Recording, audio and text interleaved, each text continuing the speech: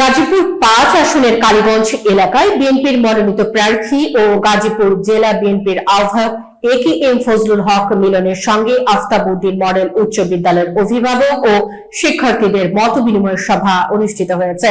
সভাটি অনুষ্ঠিত হয় বিদ্যালয়ের মাঠে সকাল ১১টায়। কালীগঞ্জ প্রতিনিধি মোহাম্মদ শাহনেওয়াজ জানান, মতবিনিময় সভার উদ্বোধন করেন পবিত্র কোরআন তেলাওয়াতের মাধ্যমে। কোরআন তেলাওয়াত করেন বিদ্যালয়ের ৬ষ্ঠ শ্রেণীর শিক্ষার্থী সামিউল ইসলাম, গীতা পাঠ করেন রাজ বর্মন এবং বাইবেল পাঠ করেন রোহিত শর্মা। সভাটি পরিচালনা করেন আফতাবউদ্দিন মডেল উচ্চ বিদ্যালয়ের পরিচালক মোহাম্মদ হারুন ও রশিদ এবং সঞ্চালনা করেন ঢাকা কলেজের সাবেক ছাত্রদলের নেতা এস.এম. আবু বকর সিদ্দিক।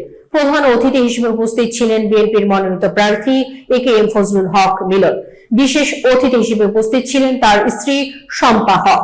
উপস্থিত বিদ্যালয় অভিভাবকরা বিদ্যালয় ও এলাকার সমস্যাগুলো তুলে ধরেন এবং ত্রয়োদশ সংসদ নির্বাচনে বিএনপির মনোনীত প্রার্থীকে ধানের শীষ প্রতীকে ভোট দেওয়ার অঙ্গীকার করেন।